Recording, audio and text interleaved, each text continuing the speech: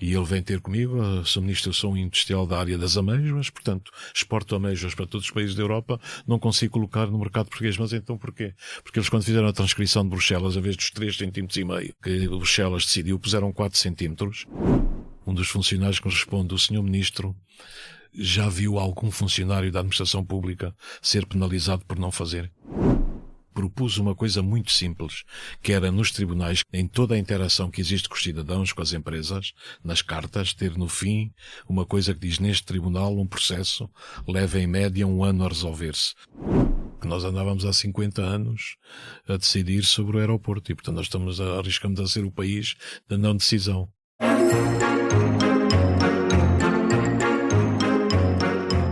Olá, o meu nome é José Maria Pimentel e este é o 45 Graus. Assim, de repente, de quantos governantes é que se lembram de terem escrito um livro a refletir sobre a sua experiência no governo? E desses, quantos é que o fizeram sem ser com intenções ulteriores? Acho que nunca tinha usado esta expressão aqui numa introdução. Ou seja, com vontade de vender uma narrativa sobre a obra feita, sobretudo para ajudar a ambições políticas futuras. Pessoalmente, ocorrem-me muito poucos casos e foi por isso que fiquei curioso quando apanhei o livro de António Costa Silva, Governar no século XXI, que é precisamente uma reflexão sobre a passagem dele pelo governo. António Costa Silva é engenheiro, é professor universitário aposentado e gestor, tem uma longa carreira no setor privado, ligada sobretudo à área da energia, e saltou para o espaço público quando foi convidado, em 2020, por António Costa para preparar a visão estratégica para o Plano de Recuperação Económica, que veio depois a tornar-se no nosso PRR. Isto levou a que tenha sido mais tarde convidado para o Governo e foi entre 2022 e 2024 Ministro da Economia e do Mar. Neste livro, o António reflete então sobre a sua experiência enquanto Ministro, mas, e esse é o aspecto interessante, não tanto para vender a obra feita, mas mais para explorar os fatores que prejudicam a qualidade da governação em Portugal e que precisamos de corrigir para ter um país melhor. O António cumpre, para mim, os 3 critérios para ser alguém que vale a pena ouvir sobre este tema e, por isso, convidar para o 45 Graus. Tem uma perspectiva diferenciada e informada porque tem uma longa carreira no setor privado antes de chegar a funções públicas.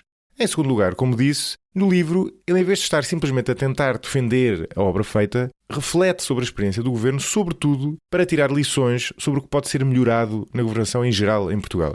E em terceiro lugar, e se calhar mais importante, é alguém que, como vão perceber, tem uma visão crítica sobre o Estado, em vários aspectos, mas que não é cínica. Ou seja, é alguém cujo objetivo, quando critica o Estado, não é dinamitá-lo, mas sim tornar a nossa administração pública e a governação em geral mais capazes. Este livro de António Costa Silva cobre uma série de temas, mas os 2 que mais me chamaram a atenção e que discutimos durante a nossa conversa são, por um lado, as várias falhas que ele aponta à nossa administração pública, como a aversão à mudança ou a falta de princípios elementares de gestão, como estabelecer objetivos e responsabilidades claras, e, por outro lado, a crítica à forma de agir dos próprios governos, que, segundo o convidado, baseado na experiência dele, mas eu diria, todos nós partilhamos esta impressão, são muitas vezes demasiado preocupados com o curto prazo e mais focados em aprovar leis e regulamentos do que propriamente em garantir que eles são implementados. Para quem se interessa por estes temas da política, da governação, das políticas públicas, da administração pública, acho que vão gostar muito deste episódio. Antes de vos deixar com ele, deixem-me aproveitar para partilhar convosco um evento em Lisboa no próximo dia 31 de maio, um novo workshop de pensamento crítico que lancei, chamado Argumentar com Lógica. Este será um workshop sobretudo prático e interativo, focado no debate de ideias. O objetivo é melhorarmos o nosso pensamento crítico em 3 aspectos: compreender melhor os argumentos dos outros, raciocinar nós próprios de maneira mais lógica e conseguir expressar as nossas ideias com maior clareza. Se vos interessar, deem um salto ao meu site josemariapimentel.pt. E agora, de volta ao episódio de hoje, deixo-vos então com António Costa Silva. Vamos lá!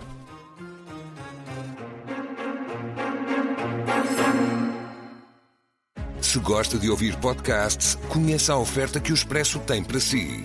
Da política à economia, ciência e cultura, passando pelo desporto. Entrevistas marcantes, análises e perspectivas que fazem a diferença. Ouça em expresso.pt e nas principais plataformas de podcast. Expresso. Liberdade para pensar. Este teu livro, António, é um livro singular, ou seja, raro, e isso torna logo interessante antes da pessoa abrir. Independentemente do que está lá dentro, ele é logo interessante à partida porque é uma reflexão de um ex-governante sobre a governação, que é uma coisa que nós não temos muito o hábito de fazer em Portugal. Ou quando fazemos, é com um fito qualquer, não é com um objetivo qualquer de lançar uma candidatura à presidência da República, por exemplo, que eu, enfim, suponho não ser o caso, se for. De todo. Não é de todo. Se quiser anunciar aqui também, Não é de também todo. fico contente, mas suponho que não. É uma coisa rara em Portugal, não é? Sim, eu penso que é rara, mas se olhar para outros países, sobretudo no mundo anglo-saxónico, há muito essa tradição dos ex-governantes prestarem contas daquilo que fizeram. Sim. E, portanto, de analisarem a sua experiência, de identificarem o que funcionou e o que não funcionou, de fazerem um exercício crítico sobre a governação, e é o objetivo desse livro. Eu sinto-me um privilegiado por ter participado no governo de Portugal, vê-se o país de um ponto de vista completamente diferente, mas senti muito a necessidade de prestar contas. E porquê? Porque nós temos um grande desafio em Portugal que está relacionado exatamente com a transformação da economia, mas também com a modernização da administração pública portuguesa. Porque sem a administração pública moderna também a economia vai ter sempre dificuldades. E o que eu senti é que tinha uma experiência empresarial, mais de 30 anos em empresas privadas, sobretudo ligadas ao setor da energia, mas quando me confrontei com o funcionamento da máquina do Estado, é evidente, no Estado nós temos excelentes organismos, excelentes profissionais, há outros que funcionam pior, mas toda a máquina na sua globalidade é uma espécie de elefante que foi crescendo com remendos acrescentados e ninguém olha para o funcionamento global da máquina, para a sua otimização. E o que é que tem? Tem muitas vezes duplicação em termos de responsabilidades. Tem uma figura que eu acho que é nociva para o funcionamento, que é das tutelas partilhadas. Exato. Dou exemplo no livro da área do mar, que tem 6 ministérios envolvidos e 18 organismos com múltiplas dependências. Portanto, para fazer qualquer coisa tem que negociar interminavelmente, uma espécie de pescadinha do rabo da boca, com múltiplas instituições, múltiplos atores. Exato. E depois compara com o funcionamento muitas vezes das empresas privadas. Os ingleses, os anglo-saxónicos têm a teoria do single point responsibility. Há um responsável, há uma equipa e, portanto, a direção comunica com o responsável, e a simplicidade organizativa é absolutamente fundamental. A ambiguidade mata o funcionamento, muitas vezes, da administração pública portuguesa. Sim. Esse ponto é engraçado e não sei se é óbvio para toda a gente. É que quando a pessoa pensa no governo, eu acho que assume que a execução das políticas depende apenas de vontade política de as fazer, não é? Ou seja, o governo, no fundo nós escolhemos o governo que vá mais ao encontro do que nós achamos e assumimos que depois aquilo depende de vontade política e, em última análise, da capacidade, mas da capacidade do ministro e da sua equipa. Sim. E é menos intuitivo, embora seja, eu diria, tão, ou na verdade mais importante, que é essencial também o próprio Estado, ou seja, a administração pública, ter a capacidade de implementar essas políticas. E a sua experiência foi muito de querer implementar determinadas políticas e de repente perceber que não consegue, ou que é muito mais lento do que seria de esperar, exatamente por causa das características do próprio funcionamento da administração pública. Eu penso que o José Maria fez exatamente o diagnóstico absolutamente correto, porque depois, quando um governo é eleito, e eu sou profundamente democrático, portanto a democracia é de facto o melhor dos sistemas, e não há volta a dar, só que a democracia também é um regime conflitual, não é? É de gestão de conflitos, gestão de interesses, e o governo é suposto ouvir os vários intervenientes, defender o interesse público e implementar as políticas e pôr-se acima, digamos, dos jogos e dos interesses que as sociedades tradicionalmente têm, como é claro. Agora, o que é que se passa quando chega depois ao funcionamento da máquina? É por isso que eu dou o exemplo aí, o levantamento que eu fiz, e não significa que esteja totalmente correto. No Zé Maria tem 13.000 entidades que se sentam à mesa do Orçamento de Estado. Tem mais de 1.000 empresas públicas, tem mais de 1.000 institutos, tem 340 empresas municipais, tem uma galáxia no país, que ainda por cima é uma máquina arcaica. Que, portanto, tem procedimentos diferentes, tem definições diferentes, tem muitas vezes áreas de confluência, tem fragmentação no processo de decisão. E quando queres pôr as coisas a funcionar, começa a ter, da parte dos diferentes organismos, dos diferentes atores, reações diversas. Quer dizer, a administração pública portuguesa não funciona como uma equipa. Funciona como uma manta de retalhos, o tal elefante que foi construído ao longo do tempo, remendos sobre remendos, e nós temos hoje o resultado final. Quando se confronta isso com a implementação do Plano Nacional de Recuperação e Resiliência, que tem um prazo muito bem definido, e temos que atuar com muita velocidade e responder às coisas, a máquina começa a dar de si. Qual foi o meu método que tentei utilizar? É sentar à mesma mesa todos os intervenientes, porque se for falar com cada um deles, a culpa é sempre do outro. Quando está sentado à mesma mesa, isso, portanto, a culpa está na sala e faz ricochete e chega-se a uma conclusão. Mas depois tem que definir um plano, um objetivo, um caminho. Quando tenta fazer as coisas de forma diferente, é sempre a resposta, mas nós sempre fizemos assim, que era uma coisa que me irritava solenemente. Portanto, a máquina também funciona com a lógica de ontem. Repare que o mundo muda, as mudanças são vertiginosas, nós temos que responder, temos que ser muito mais ágeis e temos uma administração que funciona num registro completamente diferente. E o que me deixava absolutamente fora de mim é a reação aos projetos das empresas. Sabe que o país compete com outros países do mundo por muitos projetos que são projetos fundamentais. Nós conseguimos aí grandes avanços no governo de que fiz parte, porque definimos um conjunto de projetos estruturantes, deixamos uma resolução do Conselho de Ministros com cerca de 1.000 milhões de euros para os incentivos a esses projetos, em áreas que são vitais para o país, desde logo a fabricação de baterias elétricas. O projeto da Calbe é um exemplo. Os dos carros elétricos, já temos a Stellantis, que está a fabricar um carro elétrico no âmbito de uma agenda mobilizadora em Mangualde. Temos tudo o que tem a ver com cabos elétricos, com equipamentos para a nova geração de energias renováveis. Enfim, havia todo um conjunto de sistemas. Mas quando depois as empresas apresentam os projetos, cada um deles é extremamente complexo, porque tem que ter terrenos, e o Estado tem que intervir através da Direção-Geral do Tesouro e das Finanças, tem que ter energia, temos que ter um Ministério da Energia, porque as empresas precisam de energia, de acesso à rede e de desenvolvimento das suas operações. Depois tem a questão do licenciamento, que é absolutamente crucial. Nós temos licenciamentos que demoram 7, 8, 9, 10 anos. Não é possível continuarmos neste registro, e era todo o paradigma mental aqui que tem que mudar. E tem que mudar como? Exatamente definindo o objetivo, responsabilizando individualmente quem é que faz o quê por cada equipa, não é? E ter à mesma mesa todos os intervenientes para não deixar que as coisas entrem numa espécie de adiamento contínuo, adiamento sine die. E temos muitos exemplos desses na administração pública. Esta questão das tutelas partilhadas é um tema engraçado, não é? Porque o António, como dizia no início, teve uma carreira sobretudo no setor privado, onde o normal lá está é a pessoa, alguém ter a responsabilidade última perante algo, não é? Depois chega à administração pública, ou chega ao Estado e percebe que é prática comum haver estas tutelas partilhadas. E ao mesmo tempo essa manta de retalhos que descreveu, não é? No fundo foi um organismo que foi crescendo ao longo das décadas de uma maneira não planeada e que hoje em dia, em reflexo disso, tem várias disfunções, não é? Como é que isto se corrige? Ou seja, como é que seria possível ter em algum momento, ou ter um mecanismo qualquer que fizesse esta quase uma revisão periódica para olhar e perceber, ok, isto de facto evoluiu. Vamos supor, por exemplo, este departamento, esta direção-geral surgiu inicialmente sob a responsabilidade daquele ministério, mas depois, na verdade, a missão dela mudou um pouco e passámos a ter também sob a responsabilidade do outro ministério e, portanto, isso fez sentido naquele momento, mas em retrospectiva ela tem de estar apenas sobre o ministério, portanto vamos rever isto. Porquê é que isso não acontece? Não acontece porque, como é que é de explicar isto? A máquina do Estado também reflete, é um espelho do clientelismo político, não é? A máquina do Estado nós deixamos também se partidarizar-se muito, muitas vezes entra o facciosismo, entra, portanto, tudo aquilo que a política depois transporta para dentro da máquina do Estado. E se olhar para países que são altamente eficazes, por exemplo, tipo a Holanda, os diretores em cada um dos ministérios não mexem quando muda o ciclo político. Exato. E, portanto, o que é que nós temos em Portugal? Muda o ciclo político, muda tudo.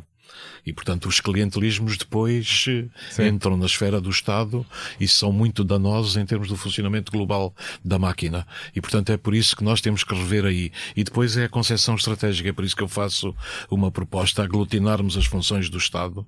No fundo, nós temos 3 grandes áreas. Uma é da economia, finanças, com tudo o que tem. Portanto, aqui está a agricultura, está a energia, está tudo. Mas temos este polo que é absolutamente vital. Depois temos o polo das políticas sociais, do trabalho, enfim, de tudo o que está relacionado com isso. E depois temos as funções de soberania. Se nós tivermos 3 grandes polos organizados, e eu sou até apologista de que no Conselho de Ministros haja 3 vice-primeiros-ministros para cada uma destas áreas, que haja uma estrutura muito mais pequena, porque não é possível governar o sistema todo com as responsabilidades diluídas.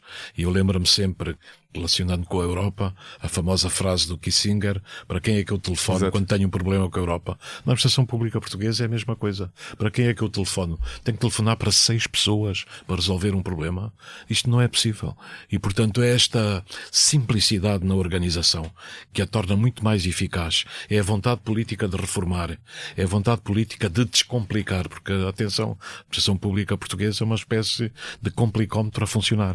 É evidente que ela fez um caminho ao longo dos anos. Eu penso que a integração na União Europeia foi fundamental, porque obrigou a administração também a prestar contas, a ter os seus instrumentos de gestão, a melhorar o seu funcionamento. Mas isso não é suficiente porque herdamos tudo aquilo a que eu chamo a máquina napoleónica. E essa máquina napoleónica, se nós não a conseguirmos simplificar, é muito difícil responder. E depois há muito aqui o casamento, que eu chamo que é um casamento altamente nocivo, entre o pior que tem a burocracia portuguesa e o pior que tem a burocracia europeia.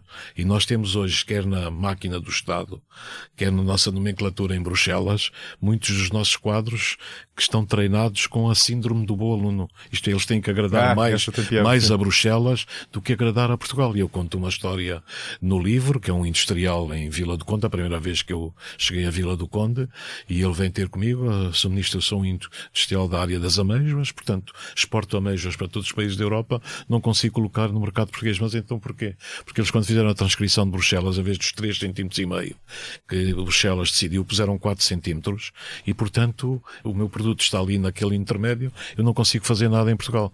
E eu disse, vamos resolver isso, chamei o organismo, e qual é a resposta do organismo? Há um biólogo que vai sempre além das diretivas europeias. Portanto, em cima das diretivas europeias, sente-se na obrigação de ainda pôr outras, o que é absolutamente danoso depois para o funcionamento da nossa economia. E o mesmo se passou, ainda quando estava a preparar a visão estratégica que o anterior Primeiro-Ministro me pediu, em 2020, tive uma reunião no Ministério da Defesa, e no fim da reunião perguntei, os 6 navios que a Marinha Portuguesa decidiu adquirir vão ser feitos nos estaleiros de Viana do Castelo ou outros, mas no país. Nós temos aqui, sabe, um homem nos nossos quadros que ele põe sempre também muito mais acima do que aquilo que é requerido e, portanto, inibe muitas vezes que as empresas portuguesas consigam candidatar-se a estes projetos. Disse, mas isto é um paradoxo, não podemos funcionar assim. E felizmente, depois da luta, os 6 navios estão a ser construídos nos estaleiros de Viana do Castelo. Mas tem que se lutar com coisas que são absolutamente fulcrais, tem que lutar e andar atrás de cada uma delas para conseguir resultados. E nós perdemos tempo, energia em múltiplas coisas que derivam de um funcionamento absolutamente deficiente que nós temos em Portugal na máquina do Estado. Essa história é engraçada porque eu, quando li no seu livro o primeiro episódio, o das amêijoas, pensei para mim, isto é uma história engraçada, mas não diria que seja representativa de algo. Quer dizer, porque é que nós quereríamos ser mais papistas que o Papa, não é? Ir mais além de regulações que já estão a constranger a atividade económica, no caso. E depois apanhei outro exemplo e depois ouvi o António falar sobre isso e pensei, se calhar há aqui algo, não é? E parece haver aqui algo, mas é muito bizarro isto, de onde é que vem este... Quer dizer, o que é que motiva este síndrome do bom aluno? Porque é que há alguém no Ministério, na Direção-Geral, que está a tentar ser ainda mais restritivo do que uma regulação, não é? E com isso penalizar a economia portuguesa. É paradoxal, não é? É paradoxal, mas é realmente um quadro mental que existe em alguma da nossa nomenclatura. É agradar mais a Bruxelas do que agradar ao país. E depois isso, como lhe disse, é refletido nestes exemplos, mas há múltiplos outros exemplos. Temos uma miríade de exemplos que justificam isso. E depois confronta as pessoas, não conseguimos fazer, a nossa indústria, mas porquê que os espanhóis conseguem? Porquê que os holandeses conseguem? São as mesmas diretivas europeias. E depois vai pesquisar e realmente quando nós fazemos essa transcrição, colocamos em cima muitos outros requisitos que não estão lá e são absolutamente danosos depois para o funcionamento do sistema. Mas porquê é que nós fazemos isso e eles não fazem? Porque queremos agradar mais, porque o funcionário Mas porquê queremos agradar mais? Não, porque o funcionário público e depois que interage com a nomenclatura de Bruxelas, depois está com os olhos postos no desenvolvimento da sua carreira no exterior. Ok. Eu agora estou a pensar, terá alguma coisa a ver com o facto de nós termos também uma grande instabilidade governativa? Ou seja, os ministros rodam muito. Sim, absolutamente. É normal que os ministros rodem mais do que a administração pública, isso até é assim que deve ser, mas não tanto. Sim, absolutamente. Não, mas isso também é outro síndrome que existe na administração, como os governos rodam muito, portanto, e eles sabem que o governo está ali no prazo de tempo limitado, a empurrar com a barriga para a frente, se houver um desafio claro, por exemplo, ao sistema de funcionamento, à necessidade de mudança, e é por isso que eu introduzi, pelo menos nos organismos que tutelei, tentei introduzir esse quadro de criar as reuniões, portanto, quando há problemas complexos, todos estavas envolvidos para se resolver, depois com cada um dos organismos definir planos de ação simples, com objetivos e responsáveis, e pedir sempre responsabilidade. Mas mesmo aí, eu conto no livro uma história que foi para mim absolutamente extraordinária, porque a administração pública portuguesa, neste caso, também está sob grande escrutínio. E deve estar sob escrutínio. E as pessoas têm medo muitas vezes de decidir. Exato. Há uma coisa absolutamente essencial, que é cada organismo, quando por exemplo as empresas pedem um projeto, a aprovação de um projeto e o desenvolvimento, aquilo circula por vários organismos e cada um deles emite um parecer. Mas depois não há uma decisão. E já houve a revisão em 2015 do Código de Processo Administrativo, até foi o professor Fausto Quadros que participou, que me chamou a atenção, e nessa altura foi introduzida a Conferência Deliberativa. É obrigatório, quando há múltiplos organismos envolvidos no processo, eles reunirem e terem uma decisão, porque a nossa administração está orientada para pareceres, não está orientada para decisão. Claro. E depois se isto se coliga, e os parceiros não se responsabilizam, depois se coliga isso com outras questões, nós arriscamos a ser o país da não decisão. Sim. E, portanto, isso também é absolutamente danoso, não é? Para o funcionamento. Sim. Esse eu acho um dos pontos mais interessantes e mais importantes que o António faz no livro, e é mais ou menos evidente, não é? Para haver decisões tem de haver uma pessoa responsável. Sem dúvida. Porque é a pessoa que vai ter o upside e o downside, não é? A pessoa que vai ser responsabilizada pela negativa se a coisa correr mal e que vai ter o mérito se a coisa correr bem. Absolutamente. E isso esse problema das tutelas partilhadas e de não haver uma responsabilidade parece um dos grandes problemas. Depois há um aspecto que liga a isto, mas parece que vai mais além, que é a questão que é outro tema também transversal ao livro, dessa aversão à mudança e do medo de agir. E aí eu tenho muita curiosidade em saber a sua opinião sobre isto, porque é engraçado, porque de certa forma isso é um problema transversal a todas as organizações minimamente grandes. Existe também no privado. Existe é um também. problema das gestões E existe na nossa cultura enquanto existe país. Existe na nossa cultura e eu diria, não sei se partilha desta experiência, mas em qualquer organização, inclusive nas empresas, suficientemente grande, quem está na gestão, nos níveis de gestão intermédia tem sempre um pouco de aversão ao risco. Porquê? Porque o que acontece normalmente é se as coisas correrem mal, ela tem 100% do impacto. Se as coisas correrem bem, ela terá algum do mérito, mas não tem 100%, porque há parte do mérito que vai para cima. Absolutamente. E portanto isso acontece sempre e nota-se muito isso nas organizações e há um desafio grande. Também tem muito que ver com a nossa cultura. Mas na administração pública parece ser ainda pior, ou seja, parece ser algo mais embrenhado ainda do que acontece no privado. Isso é porquê? Tem só a ver com esta questão das tutelas partilhadas? Não, eu penso que tem a ver com múltiplas dimensões. Uma que é fundamental e, como diz, é uma marca da cultura portuguesa, do funcionamento de Portugal enquanto país, enquanto povo, que é o medo de errar. Nós temos o anátema de errar. Eu lembro-me das primeiras vezes que fui a Stanford para os cursos do MBA na altura, um dos professores dizia: por cada empresa que tem sucesso aqui no Silicon Valley, nós temos 5 ou 6 que falharam. E se for ver, por exemplo, o Albert Einstein disse que nunca falhou, é porque nunca tentou fazer nada de novo. Se olhar para a superestrela do basquetebol americano, o Michael Jordan, dizia: falhei uma vez e outra vez e outra vez. E foi por isso que tive sucesso. Em Portugal, o que é que acontece? Acontece muito no mundo empresarial, acontece na administração, em todo lado. Se falhou, se tem uma grande falha, é um anátema que é posto em cima da pessoa. E eu sou favorável a nós derrotarmos esse espírito, porque fazer envolve sempre cometer erros. Temos é que ter a capacidade, cometido o erro, analisarmos, nos levantarmos e fazer de forma diferente. Depois, na administração pública, o que é que acontece? A administração está sob escrutínio, porque nós vivemos num sistema democrático. E, portanto, há também o pavor, o medo, muitas vezes, de decidir. porque depois a imprensa, e como é óbvio, a imprensa é absolutamente fulcral no funcionamento dos sistemas democráticos. Lembro-me muito da discussão que houve entre os pais fundadores da democracia americana, e acho que era o Thomas Jefferson que dizia, entre haver governo e haver imprensa, eu prefiro que haja imprensa, porque a imprensa livre, o funcionamento dos mídias é absolutamente essencial. E quando começa a confrontar as pessoas com isto, e porque é que não se decide, e porque é que há esta inação, e eu cheguei a perguntar, vocês sabem qual é o custo da inação? O custo de não se decidir sobre os vários projetos que estão aqui, de empresas de passarem anos e anos e não se chegar a uma decisão. Isso tem um custo para o país. E as pessoas, numa dessas reuniões, há um dos funcionários que nos responde, o Sr. Ministro já viu algum funcionário da administração pública ser penalizado por não fazer? Mas há muitos que são penalizados por fazer. E eu realmente senti que temos aqui um problema cultural, um problema mental de funcionamento e a questão do enviesamento do status quo.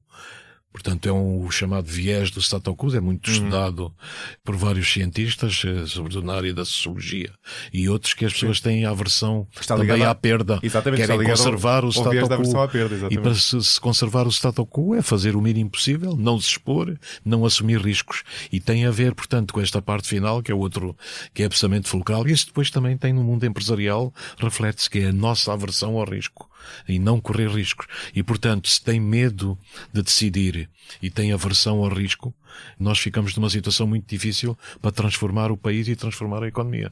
Há outra ideia que o António dá no livro, que é tirada também do privado, que é aquela ideia de ter momentos anuais de planeamento em que se definem objetivos e se analisa o que se fez e não se fez. E eu acho isso uma ideia muito interessante e acho que podia funcionar muito bem na administração pública. Até porque parece-me que parte do problema tem a ver com algo que nós falávamos em off há bocadinho, eu não adivinhava que viesse a ser relevante para esta conversa. Nós estávamos a falar a propósito de muitas empresas que fazem coisas bem em Portugal e que não se conhecem, não é? E eu não sei se lembra, dizia que isso, na minha opinião, isso tem muito a ver com o facto de esses progressos dessas empresas serem desenvolvimentos graduais, e o que vai parar às notícias, que são diárias, são... No fundo é a volatilidade, não é? São coisas que dão muito nas vistas, não é? Uma empresa pode ser muito boa, mas tem uma progressão muito gradual e, portanto, nunca chega a ir para as notícias e é preciso haver, no caso como há aqui no Expresso, um podcast, Os Inovadores, não é? Sim. Que é exatamente podcast dos Inovadores. É sobre isso, é? Que é exatamente sobre esse tema, não é?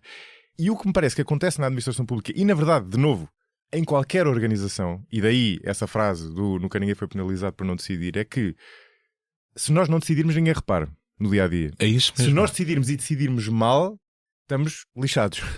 Se nós decidirmos... Maria toca num ponto fulcral. E se nós decidirmos e decidirmos bem, vamos ter algum retorno, mas não é simétrico ao retorno de decidirmos mal. Não é? Absolutamente, é uma leitura absolutamente correta e certeira. E essa ideia, essa sua ideia de fazer, no fundo, transplantar para o Estado essa prática que existe nas empresas, de ter um momento anual de planeamento, eu acho que permite resolver este problema. Sim. E permite resolvê-lo, no fundo, nós... Tendemos muitas vezes a dar explicação cultural, e eu próprio dou muitas vezes, mas na verdade, na base disso, muitas vezes estão instituições, não estão aspectos institucionais. Não é? E essa ideia de ter um momento anual em que se planeia e avalia o que se fez, pode permitir quadrar este círculo. Porque no fundo é o que as empresas fazem, não é? Porque é esse o momento em que as empresas dizem, nós queremos fazer isto e daqui a um ano vamos avaliar se o fizemos ou não, não é? Exatamente. E aí, se o António estiver responsável e tiver conseguido fazer, terá o mérito de ter feito. Exatamente. Já há alguns organismos públicos que começam a fazer isso, e isso é absolutamente vital, porque há uma coisa que falta muito também no funcionamento da máquina do Estado, que é a perspectiva do futuro. Exato. O que é que eu quero dizer com isso? Se estiver numa empresa, eu trabalhei em empresas durante muito tempo, quando está na empresa, sobretudo é o responsável da empresa, tem que pagar salários ao fim do mês, tem que olhar para o que é que se está a passar nos mercados, tem que aferir o seu modelo de negócio, tem que ver quais são as tendências, tem que pensar no futuro e antecipar o futuro. E as empresas que não conseguem antecipar o futuro, muitas vezes são envolvidas numa dinâmica que depois é destrutiva. Claro. E esta obrigação é primacial. E por isso os momentos anuais, o planeamento estratégico, a interrogação sistemática sobre o caminho que estamos a fazer é absolutamente vital. E há essa extraordinária frase do Peter Drucker que eu cito aí no livro, que gerir é fazer as coisas bem, liderar é fazer as coisas certas. E portanto, nesta atmosfera em que nós estamos, neste mundo complexo em que vivemos, o que é fazer as coisas coisas certas. E senti na administração que nunca há estas perguntas. Porquê? Porque a administração está polarizada no presente, mas absorvida pelos problemas que vêm do passado. E muitas vezes, porque nós somos um povo muito individualista, o que é que as pessoas fazem? Estão os organismos nos seus feudos, às vezes dentro do próprio organismo, separados por barreiras, muitas vezes impermeáveis, e portanto as estruturas tendem a ser objetivamente ineficientes. No fundo, o que nós temos na administração pública é uma espécie de déficit, não só ao nível das qualificações, por exemplo, falta muitas das competências digitais, não é só o déficit no âmbito da decisão, porque há muita fragmentação da decisão, ela está dispersa, mas é também o déficit na gestão. A administração pública não é ainda muito permeável às mais modernas técnicas de gestão. Isto é, ir recompensarmos o funcionamento com o mérito das pessoas, com alcançar resultados, com o desempenho.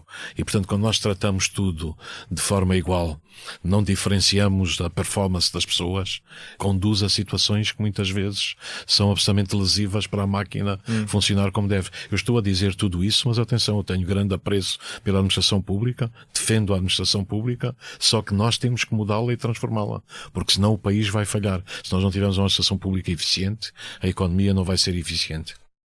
E é possível definir no Estado KPIs como existem nas empresas, ou seja, objetivos concretos? Porque isso é um desafio grande, não é? Porque numa empresa é possível fazê-lo, não é? Tu tens de fazer crescer as vendas X% ou a margem operacional ou o que for, não é? No Estado, que tem um papel mais difuso e difícil de medir, não é tão fácil. Olha, eu posso lhe contar uma história que para mim foi paradigmática. Quando estava a preparar o documento da visão estratégica, nem sequer estava em funções ministeriais na altura, mas fui a todos os ministérios e lembro-me de reuniões muito importantes que tive com a senhora Ministra da Justiça na altura e sugeri exatamente a história dos KPIs, porque os tribunais, o funcionamento da justiça é um dos sistemas que nós temos no país. Sim. Que exige uma transformação imediata. Talvez o que exigiu digamos que propus uma coisa muito simples, que era nos tribunais, cada um dos tribunais, em toda a interação que existe com os cidadãos, com as empresas, nas cartas, ter no fim uma coisa que diz: neste tribunal um processo leva em média 1 ano a resolver-se, ou leva 4, ou leva 5 anos. E a medida foi inicialmente bem acolhida, só que depois foi ao Conselho Superior de Magistratura e foi chumbada liminarmente. Mas repare, isso é das coisas que nós aprendemos no funcionamento das empresas privadas e que são fulcrais, porque a natureza humana depende muito daquilo que é envolvido quando estão em causa métricas, quando está em causa a nossa performance. Se tiver um tribunal a dizer: aqui ao lado os processos são resolvidos em 6 meses e nós demoramos 5 anos, o que é que se passa? É a própria máquina que vai funcionar. Mas repare, introduzir uma coisa tão simples como esta tem logo uma reação absolutamente corporativa. E este país é um país ainda profundamente dominado por corporações e pela mentalidade corporativa.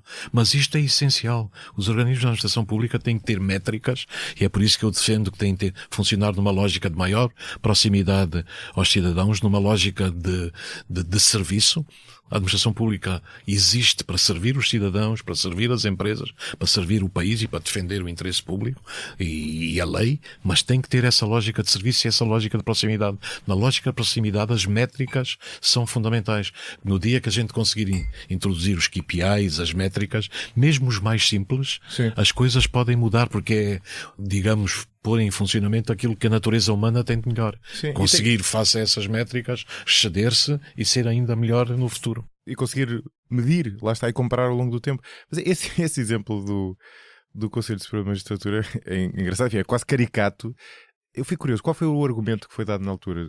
Teve acesso ao argumentário do outro lado? Ou seja, não tive acesso ao argumentário, tentei lutar porque eu sentia que era mas, a medida. Mas não dava justificação nenhuma. Mas isto é feito com o apoio da própria Ministra, que achou a ideia excelente. Exato, e que devíamos... Mas depois é aquilo que José Maria muito bem identificou. Pode haver boa vontade muitas vezes ministerial, mas depois tem que defrontar uma máquina que assenta muitas vezes em corporações que estão muito instaladas. E é essa mudança que é absolutamente decisiva a fazer. Sim, e há um aspecto que o António fala também. O António chama-lhe individualismo, já aludiu isso há bocadinho. Eu acho que tem muito a ver com a nossa falta de capital social, ou seja, de confiança interpessoal, que é esse aspecto, muitas vezes bizarro, de haver quase uma falta de respeito em relação ao cidadão, não é? Ou em relação a outra entidade de administração pública, pode ser também, não é? E que se reflete, lá está, na morosidade da justiça, nos processos de licenciamento que demoram anos, na relação com outras entidades da administração pública, e isso em muitos casos é quase bizarro, não é? Porque é uma falta de respeito para quem está a aceder àqueles serviços, não é? Absolutamente. Nós tentei, aliás, no livro também falar sobre isso. Eu penso que nós temos o minifúndio impregnado na nossa mente.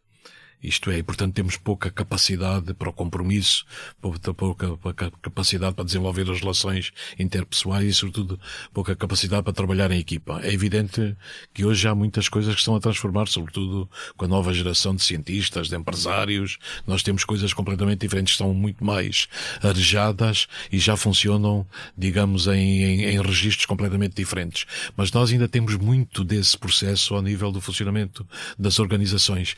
E quando a gente não se consegue relacionar com os outros, respeitar os cidadãos, nós vamos ter uma mentalidade coletiva muito fraca.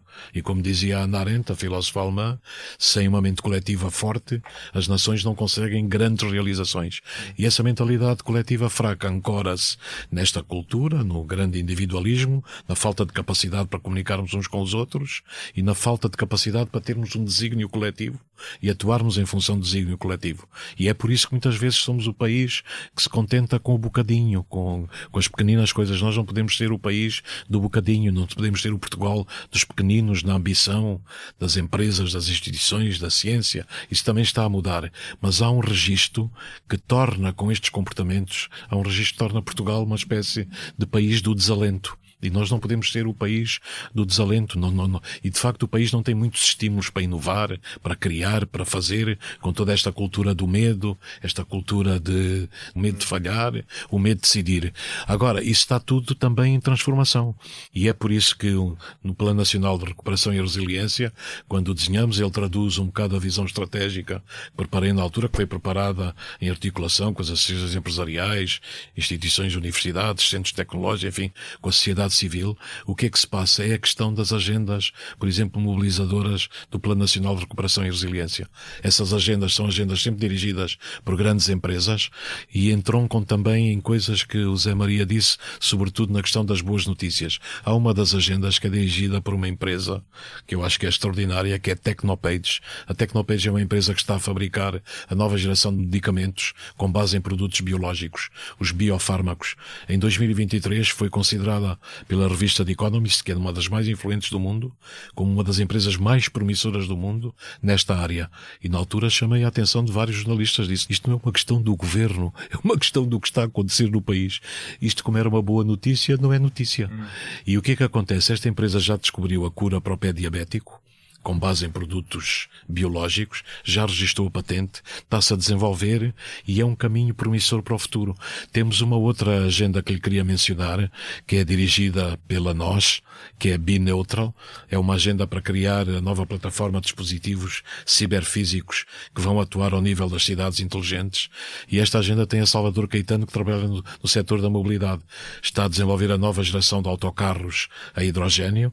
Atenção que a Salvador Caetano é a maior empresa do mundo neste segmento de mercado, autocarros para os aeroportos. E o que é que acontece? Ela desenvolveu um veículo elétrico com tecnologia portuguesa, engenharia portuguesa, que é o APM. O APM ganhou o concurso para os Jogos Olímpicos de Paris. Foi uma notícia absolutamente extraordinária, mas pouco eco teve no país. Mas a coisa mais interessante é que a Salvador Caetano trabalha muito em articulação com a Toyota.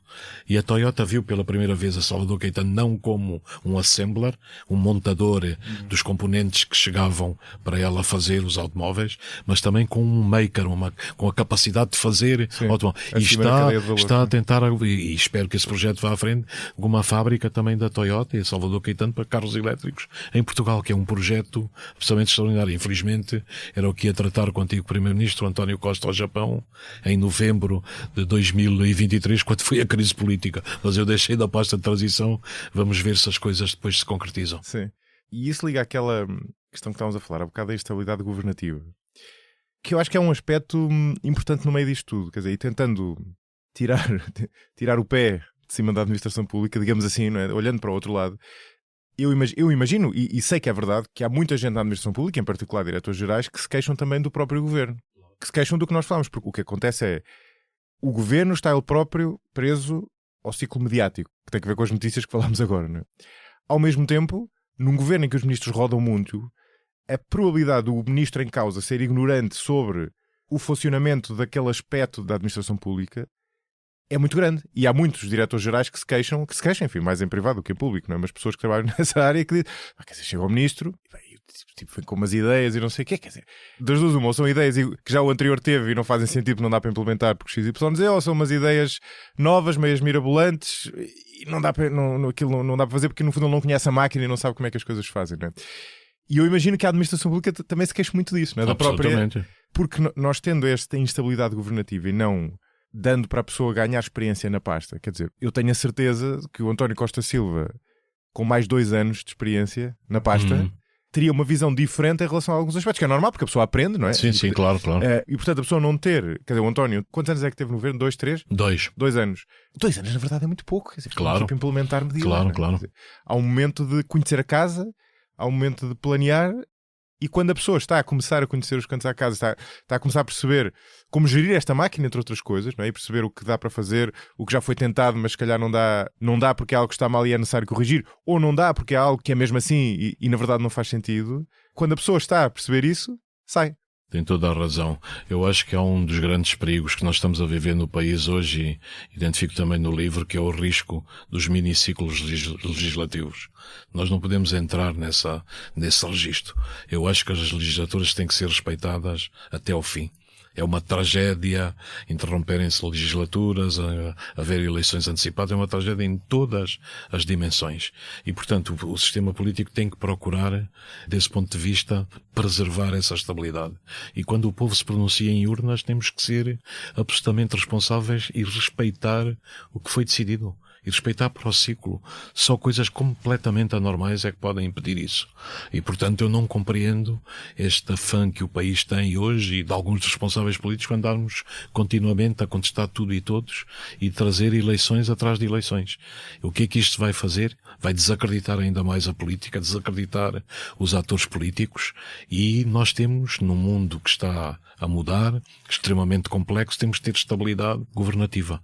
E repare que a estabilidade era um dos ativos que nós mencionávamos sempre, e eu mencionava para os investidores internacionais, para tentar seduzi-los e investir em Portugal, que era um país estável, é dos países mais seguros do mundo, portanto vem sempre no top dos rankings internacionais. Temos hoje preços da energia que são muito competitivos quando se comparam com outros países, por causa da incidência das energias renováveis na produção de eletricidade. Somos o país que tem uma localização absolutamente decisiva com a centralidade atlântica, estamos no centro da geografia dos cabos submarinos, dos data centers, quando agora somos nós próprios que começamos a desperdiçar estes ativos e sobretudo a introduzir esta instabilidade. Estávamos a falar do PRR, o Plano Nacional de Recuperação e Resiliência. As pessoas dizem há atrasos no PRR, o PRR tem problemas. Repare que mudou o governo 3 vezes na execução do PRR. O PRR foi aprovado em julho de 2021.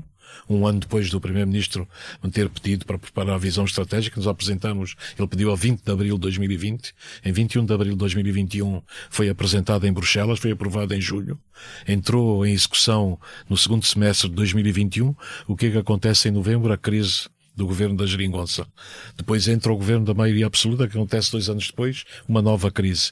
Entra o governo agora da AD, que acontece 1 ano depois, uma nova crise. Não é possível. E eu penso que isto é uma alerta. Repare, eu sou independente dos partidos políticos. O meu partido aqui é sobretudo Portugal. E Portugal tem que refletir. E o sistema político tem que refletir. Isto vai desde o Presidente da República aos partidos, aos responsáveis. Não é possível entrarmos nesta espiral que é autodestrutiva do país e é absolutamente danosa para a imagem que os políticos têm nas populações. António, e é mais do que isso, porque não só os governos têm mudado muito, mas dentro dos governos, mesmo quando o governo não muda, os ministros têm mudado muito. Havia um factoide que eu gostava muito de dar a certo ponto durante os governos de António Costa, que era, perguntava às pessoas, dos governos de António Costa, quais são os ministros que se mantêm desde o início? E a pessoa puxava pela cabeça e tal. Havia quem dissesse a Mariana Vieira da Silva, mas salvo erro, ela não era ministra inicialmente. Sabe quem era? Quê? 0. Era o próprio António Costa. não houve ninguém, não há ninguém que tenha começado como ministro e tenha acabado como ministro. Não sabia disso, mas isso só acentua tudo aquilo que nós vimos dizendo. Nós precisamos de estabilidade, precisamos dar, e eu tenho muito respeito pelas pessoas que aceitam desempenhar funções públicas, sobretudo nos tempos atuais. É extremamente difícil, sim, é claro. muito exigente, mas temos que dar estabilidade. Se nós entramos em ciclos de instabilidade com eles, as pessoas não têm a capacidade de, ao longo daquilo que está planeado, que é subitamente interrompido, de fazer aquilo a que se comprometeram a fazer. E isso ainda é mais danoso. Mas eu penso que José Maria levantou um ponto que para mim também é fulcral, porque nós estamos a ver isto do ponto de vista da governação e do ponto de vista da administração pública e das queixas que a administração pública tem, sobretudo diretores gerais, sobre a governação. E é por isso que é muito importante a relação, uma relação de honestidade e de verdade que cada um dos ministros estabelece com os organismos que tutela. E eu procurei fazer isso e aprofundar isso. E, portanto, não gosto de yes men, gosto das pessoas que dizem exatamente aquilo que pensam e que é fulcral para o desenvolvimento das atividades. E, portanto, as primeiras coisas é fazer o levantamento crítico de tudo, ver o que é que cada um pensa, e para mim a liderança não é estabelecermos, digamos, uma prevalência absolutista de cima para baixo. Nós temos de ter aqui um funcionamento, e eu defendo muito isso. Nós não conseguimos governar as sociedades complexas do nosso tempo com os modelos hierárquicos tradicionais, que funcionam de cima para baixo. Temos de ter aqui um funcionamento de baixo para cima. Voltando à administração pública, nós temos capacidade na administração pública de implementar o PRR. Eu pergunto isto porque, de novo, se calhar não é óbvio para a maior parte das pessoas, mas a administração pública em qualquer país é quem implementa, na verdade, o PRR. O poder político decide, mas é preciso ter uma estrutura. Sem dúvida. E houve até um estudo interessante do Banco de Portugal, era do Boletim Económico, já não sei qual, que tinha a certa altura uma análise do PRR. E eles correlacionavam, salvo erro, eles tinham um gráfico que correlacionava a percentagem de execução do PRR com o índice de qualidade de governação naquele país, ou seja, de qualidade institucional. Portanto, no fundo, mede a qualidade de governação até mais ao nível da administração pública, da capacidade da administração pública, a nível de infraestrutura, preparação das pessoas, organização, etc. E havia uma correlação muito interessante entre as duas coisas. Ou seja, os países com maior execução eram os países que tinham melhor qualidade de governação em geral, melhor qualidade institucional e vice-versa, não? O que é interessante, não é? Sem dúvida. Essa interação é muito importante. E nós temos essa capacidade? Eu penso que eventualmente não teremos toda a capacidade, mas atenção, nós já temos grandes capacidades. A questão aqui é de mobilizar as pessoas, definir as regras, ver os objetivos e responder. Queria só chamar a atenção que o PRR é diferente de todos os outros programas europeus, porque o PRR só há desembolso da Comissão Europeia, pagamentos, exceto o desembolso inicial, se nós cumprirmos os marcos e metas. E o país tem cumprido esses marcos e metas. Aliás, no fim de 2023, porque havia muitas críticas nessa altura, no caso do governo anterior ao PRR, e eu fui fazer o levantamento e comparei com aquilo que o Tribunal de Contas Europeu pôs no seu relatório, creio que em abril de 2024. E Portugal era dos países que estava mais avançado em termos da execução e da resposta acima da média europeia. Portanto, muitas vezes nós também somos especialistas em criar grandes confusões por motivos políticos, por polarização e radicalização, e depois os números desmentem. Eu sou sempre favorável a pensarmos não com base em narrativas, mas pensarmos com base em números e em factos. Agora, dito isto, há áreas eventualmente do PRR que poderão estar atrasadas. Eu preocupo-me hoje, por exemplo, toda a parte que tem a ver com a saúde, que é uma parte que pode estar com algumas das infraestruturas. Penso que estarão a ser tomadas medidas para evitar que o país perca esses dinheiros e, portanto, na reformulação, na reprogramação do PRR, isso vai ser atendido. Mas o PRR tem muitas outras coisas que estão a funcionar. E uma delas são as agendas mobilizadoras, que é o maior programa de transformação da economia portuguesa. E qual é o conceito? Estão a funcionar. E qual é o conceito que está aqui? Que é um conceito que eu defendo. É trazermos as empresas, fazer consórcios de empresas com instituições de ensino superior, pôr as empresas a falar umas com as outras. Muitas vezes elas não se conheciam. Está a mudar o paradigma. Sim. E o funcionamento, a falta de cooperação. A falta de cooperação, e essa cooperação passa a existir. E depois há investimento do Estado, com as verbas do PRR, mas também há investimento das empresas. É um programa de 7,9 mil milhões de euros, dos quais o investimento do Estado pode chegar a 2,9 mil milhões de euros. E está a funcionar. Está a funcionar. Eu já lhe dei o caso de 2 agendas, posso lhe dar outra. Indústrias, inclusive, por exemplo, como a indústria têxtil. Há uma grande agenda mobilizadora, que é a Nau Verde, que é dirigida pela Rio Pel, mas tem as outras grandes empresas do têxtil. E qual é o objetivo desta agenda? É exatamente reformular o modelo de funcionamento da indústria têxtil. A indústria têxtil é das indústrias do mundo que menos reciclagem de materiais tem. É inferior a 1%. E, portanto, eles estão a introduzir a economia circular, a reciclagem de materiais. Atenção, estão a introduzir tudo o que é eficiência na utilização de água, de recursos e de energia, que é fulcral. E depois estão a usar a inteligência artificial para fazer investigações de tendências de mercado e reconfigurar as cadeias de produção para responder com os produtos adequados a essas tendências. E isso é uma coisa que é absolutamente essencial. Nós temos na área, por exemplo, da indústria de componentes, uma agenda de componentes para o setor automóvel. A indústria de componentes é uma das grandes indústrias do país.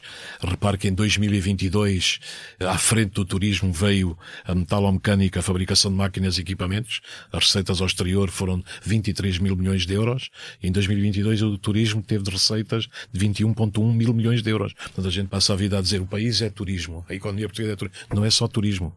Nós temos, ao nível da economia portuguesa, muitos outros setores a funcionar. E para além da metalomecânica, temos o setor de componentes para a indústria automóvel, que cresce 3, 4% ao ano.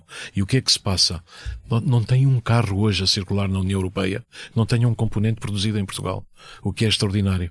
E o que é que procuramos fazer também nas agendas mobilizadoras? É dar também massa crítica e desenvolvimento tecnológico ao setor das duas rodas, sobretudo das bicicletas elétricas. E tem uma grande agenda para as duas rodas. O maior exportador da Europa. E podemos ser, inclusive, um dos grandes exportadores para os mercados asiáticos. E se conseguirmos penetrar nos mercados asiáticos, abrimos a economia e criamos muito mais riqueza.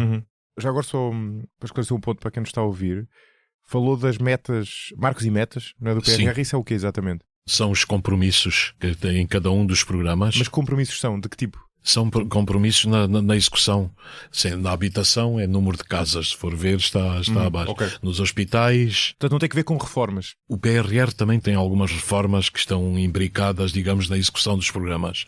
Tem uma reforma que é extraordinária para voltar à administração pública, que era a digitalização da administração pública portuguesa, que eu penso que é o caminho para resolvermos muitos problemas que tivemos a discutir aqui, para eliminar sobreposições, para termos uma máquina mais ágil. Mas o que é que isso exige que haja uma nova geração de funcionários públicos com competências digitais e, portanto, é algo que tem que ser feito na transformação do sistema. Quando falamos de digitalização da administração pública, estamos a falar da digitalização na relação com os cidadãos, por exemplo? Ou seja, a pessoa aceder aos serviços do Estado por via digital, não é? No fundo é isso. Sim, temos várias áreas que estão a funcionar e que foram formatadas assim. Uma é digitalizar todos os serviços. Por exemplo, na área da saúde é absolutamente vital. Tem bases de dados na saúde que estão espartilhadas. Eles têm que comunicar no seu conjunto. E nós temos agendas como a da Health for Portugal, a saúde para Portugal, que é utilizar exatamente tecnologias como a inteligência artificial para tratar em grandes dados de saúde. Só ainda na administração pública tenho curiosidade em relação ao seguinte: quando nós estamos a fazer uma análise crítica da maneira como algo funciona, neste caso a administração pública, mas podia ser o governo, as instituições do país, etc. Uma abordagem interessante é nós olharmos para dentro dessa paisagem que nós achamos maioritariamente negativa, bolsas de excelência. Sim, absolutamente. E perceber, ok, esta unidade, este departamento, o que quer que seja, está a fazer as coisas bem, apesar destes ventos aparentemente contrários, vamos perceber porque é que eles estão a fazer bem. No caso da administração pública, existem bolsas de excelência? Quais é que existem? Existem bolsas de excelência. Em que nos possamos inspirar, dúvida, digamos assim. Uma que o país tem, e penso que se deve muito ao facto de ter tido o Dr. Paulo Macedo à frente, é a autoridade tributária. Era o que eu estava a pensar. A autoridade tributária é um caso de excelência no país. Nas áreas que tutelava do Ministério da Economia temos organismos públicos excelentes, um deles é o Turismo de Portugal. Não é por acaso que o turismo tem tido um desenvolvimento que tem, e na altura trabalhei muito de perto com a Direção de Turismo de Portugal.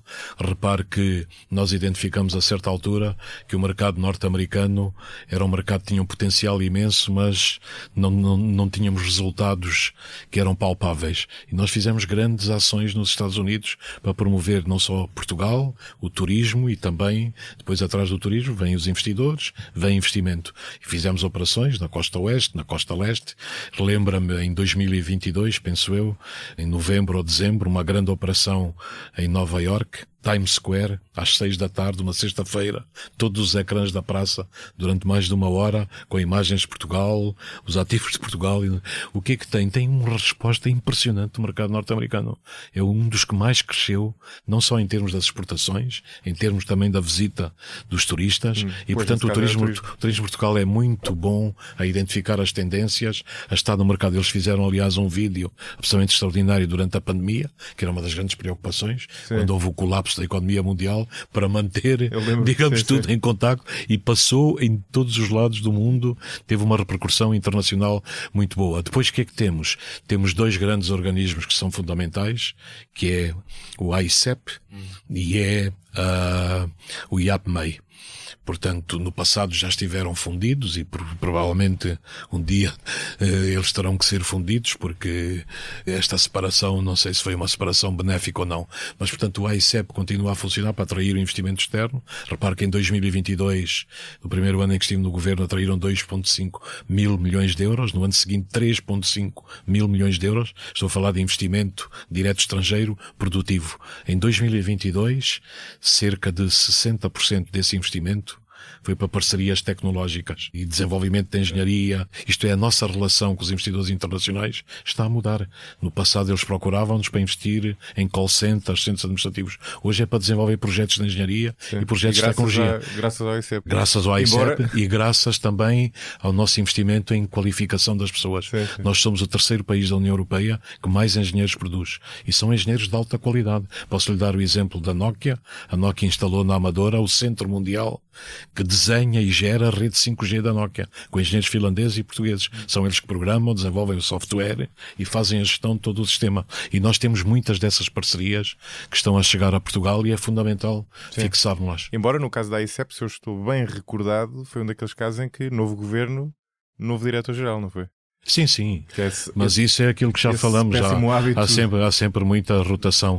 E também temos aqui o IAPMEI, que tem uma ligação muito forte com todo o nosso tecido empresarial, conhece muito bem a economia e, aliás, para a implementação das agendas mobilizadoras, na altura o que definimos com o IAPMEI estava a funcionar, é termos em permanência no território, a deslocar-se uma brigada para contactar todos os beneficiários finais, ver quais são os problemas e resolver na hora. E quando estava no Ministério da Economia, procurei também fazer o que chamamos as jornadas de economia, encontros no país todo, e começou no norte do país, portanto tínhamos uma sequência desses encontros em que levávamos todos os organismos durante um dia para estar com as associações empresariais, as empresas, exatamente a identificar problemas e a responder. E é isto que eu penso que é o espírito que nós temos que ter, virar a administração pública para o exterior, ter esta proximidade e ter esta lógica de serviço. É que esses são de facto casos de estudo interessante, que valia a pena estudar em mais profundidade, mas da sua impressão, o que é que a AT, a AICEP, o IAPMEI, o Turismo de Portugal tem que os torna diferentes de outras áreas da administração pública? Ou seja, o que é que eles têm a nível organizativo, a nível, se calhar, de cultura, no fundo, da maneira como funcionam, eventualmente das pessoas também, embora suspeito que a grande diferença não está a nível das pessoas, está mais a nível da organização. O que é que eles têm de diferente de outras áreas da administração pública? Ficou com alguma impressão? Sim, é muito claro para mim. Espírito de equipa. Há muitos organismos na administração que depois se tornam medíocres. Porquê? Porque estão estilhaçados nos tais feudos, não funcionam uns com os outros, não têm também capacidade de liderança. Portanto, espírito de equipa e capacidade de liderança é absolutamente fulcral. Como dizia o Camões, um rei fraco torna fraca a forte gente. E, portanto, a liderança, para mim, é unir uma equipa com um objetivo e mobilizar a equipa para se atingir esse objetivo. Isso vem de onde? Ou seja, é sorte de as pessoas responsáveis por esses organismos serem pessoas especialmente voluntariosas e com um grande espírito de liderança, ou há algo que se tenha feito diferente, não é? Há algo estrutural que explica isso? Por exemplo, quando olha para o Turismo de Portugal, o Turismo de Portugal sempre teve essa assunção, ou pelo menos nos últimos anos, de transformar o turismo num dos grandes setores da economia portuguesa. Havia esse desígnio. Havia uma estratégia que foi definida até 2027, que está em execução e atingiu muito antes dos prazos definidos todos os seus objetivos. E a recuperação que teve, por exemplo, em relação à pandemia, foi absolutamente extraordinária. As pessoas diziam, vamos levar 3, 4, 5 anos a recuperar. Nós, em 2022, já estávamos a bater os recordes anteriores. 2023 foi consolidado. 2024 continua nessa tendência. Portanto, é esse grande espírito, por um lado, de serviço público, de percepção do que é que se deve fazer. Quando vai ao IAPMEI, o IAPMEI também tem essa ligação estrutural com todo o tecido empresarial português, conhece bem, tem essa interação com as empresas, com os projetos, só que o IAPMEI por si também não pode resolver todos os problemas das empresas. Nós temos depois a parte do licenciamento ambiental, temos tudo aquilo que é a burocracia excessiva que muitas vezes existe, mas há um progresso a esse nível. Onde ainda há algo a fazer é ao nível das plataformas eletrónicas, porque nós hoje funcionamos muito assim nos projetos do PRR, tem as plataformas eletrónicas, submete as candidaturas, tem as respostas e, portanto, às vezes aí há algum déficit no funcionamento. Mas se nós conseguimos melhorar isso, nós temos organismos que estão a dar resposta. E estes organismos são casos de tutela única ou tutela partilhada? Para voltar àquilo que falámos no início. Por exemplo, no meu caso, a ICEP era de tutela partilhada. Estava no Ministério dos Negócios Estrangeiros. E porém, funcionava bem? Não, este governo da AD, não, funcionava bem, mas podia funcionar melhor. Este governo da AD tomou uma decisão que penso que é feliz, que voltou a introduzir a ICEP no perímetro do Ministério da Economia e, portanto, só tem hoje a tutela da economia e é assim que ela deve funcionar. Porque a ICEP é para atrair investimento estrangeiro para o país e, portanto, tem que ter esta vertente da economia muito clara no seu funcionamento. Sim, e a relação com o governo é importante também, até porque, como falávamos há bocadinho, o governo é o outro lado da equação, não é? E o governo funciona muitas vezes também. Há aquele problema que falávamos há bocadinho dos ministros serem recém-chegados à pasta e muitas vezes não conhecerem a área. E há outro tema que o António fala no livro, que é o facto da política funcionar muito numa lógica mediática de curto prazo. Sem dúvida. Ou seja, os governantes, aquilo em que acordam a pensar e aquilo em que estão a pensar quando se vão deitar, não é maioritariamente esse tipo de prioridades de longo prazo, é a crise do último dia que é preciso dar resposta e que vai aparecer nas notícias, etc. Não é? Isso é um desafio grande também para quem governa. Não é? Absolutamente. Portanto, é o que eu digo no livro e essa pressão mediática que é assente sobretudo na lógica do curto prazo. E é depois a agenda do governo estar aprisionada, digamos, pela agenda dos mídia.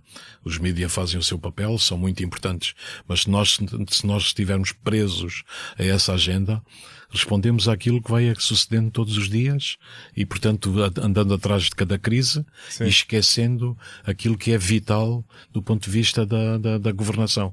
E é por isso que eu defendo mesmo ao nível do governo e, felizmente, o Primeiro-Ministro António Costa fez isso pelo menos 2 vezes, reunir o Conselho de Ministros sem agenda para olhar para a sua estratégia, o seu caminho, repensar, ver o que é que estava a fazer e para desacoplar o funcionamento do governo da agenda mediática. Mas muitas vezes depois, na semana seguinte, lá vem a pressão mediática. E esta azáfama... Fez isso 2 vezes? Fez 2 vezes nos 2 anos, fez uma em cada ano, mas eu penso que se deve fazer mais vezes, deve-se fazer mais vezes e deve ser uma prática que é absolutamente fulcral. Porque eu também dou aí no livro, aliás, esse exemplo, que é uma frase que eu sempre achei interessante, que é uma frase que o Lenin escreveu no Materialismo e Empirocriticismo, quando criticava o Bernstein. O Bernstein era um político alemão de que ele discordava profundamente, e ele dizia para o Bernstein: o movimento é tudo, o objetivo não é nada.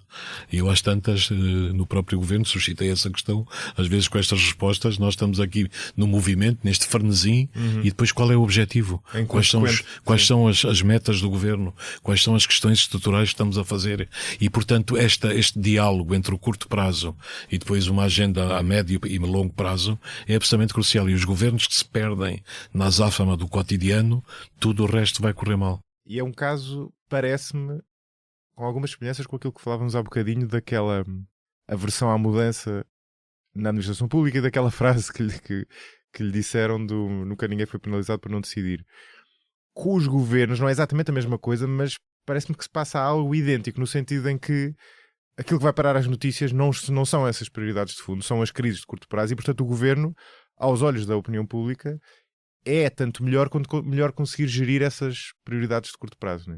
Uma vez estava a falar com um amigo e estávamos a falar exatamente destes temas, e ele, é um caso engraçado porque ele trabalhou em Singapura, e Singapura tem uma das melhores administrações públicas do mundo. Aliás, eles têm um programa de formação para os funcionários públicos para ir estudar, muitas vezes até para os Estados Unidos, para as melhores universidades. É um caso em que quem trabalha no Estado muitas vezes ganha até melhor do que no privado, o que é muito, muito, eu acho que até é difícil e é muito diferente do que acontece noutros países. E portanto estávamos a pensar até no exemplo de Singapura, e ele estava a sugerir uma coisa que acho que não é retirada de lá, mas que na altura me deixou pensar. Ou seja, não tive uma resposta óbvia. Ele disse: Porquê é que não há, lá está de novo, tal como existe para as empresas, porquê é que os governos não se comprometem com determinados objetivos e depois há uma espécie de monitorização regular desses objetivos? Podia ser feita pelos média, lá está, podia ser feita por um organismo independente, não é? E não quer dizer, é evidente que um governo pode não conseguir alcançar um determinado objetivo por fatores exógenos que não são culpa dele, naturalmente, não é? Mas isso depois seria a avaliação que os eleitores faziam. A verdade é que nós não temos isso, não é? A tradição que nós temos são de promessas, eu diria, ou demasiado concretas, no sentido em que é do tipo, vamos aumentar o salário mínimo em X ou vamos aumentar as pensões em X, não é? São fáceis, no sentido que dependem apenas da decisão política, de vontade política, ou então são promessas vagas. E não temos algo que monitorize, por exemplo, quanto é que o PRR está a ser cumprido e quanto é que o governo se comprometeu que ia acontecer, quantas agendas mobilizadoras é que estão efetivamente a ser feitas face ao que foi prometido, os tempos de espera nos tribunais, como é que estão a evoluir face ao que foi prometido, os atrasos nas urgências, o tempo de espera nas urgências, etc, etc, etc. Ou seja, nós não temos essa tradição. E na altura isto deixou-me a pensar, porque a minha primeira reação foi: o Estado e o Governo, quer dizer, é diferente de uma empresa. Quer dizer, tu estás aí a pensar na realidade das empresas, mas isso não é exatamente transponível. Mas depois a minha segunda reação foi pensar: na verdade, não era completamente absurdo nós termos algo desse género. Sim, sim. Talvez permitisse quadrar este círculo. Sim, eu penso que é também um ponto muito relevante. Nós também estamos a fazer aí um caminho. Quando eu estava a preparar a visão estratégica, uma das propostas que fiz, sobretudo para a execução do PRR e a execução dos fundos europeus, é termos uma plataforma em que estivesse registado todos os projetos, todas as empresas, as metas, o percurso. E se for ver o PRR tem na plataforma da transparência todos os dados que permite qualquer cidadão seguir o que é que se está a passar, os avanços, enfim, para onde é que estão a ir as verbas e os próprios objetivos estão a ser cumpridos ou não.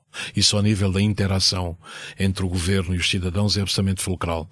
Agora o José Maria está a colocar o ponto ainda mais importante, que é a interação do próprio programa do governo com os cidadãos. O que acontecia no 23º Governo Constitucional a que pertencia o Primeiro-Ministro pedia periodicamente, numa base semestral, quais eram os objetivos que seriam atingir nesse semestre no âmbito do programa do governo.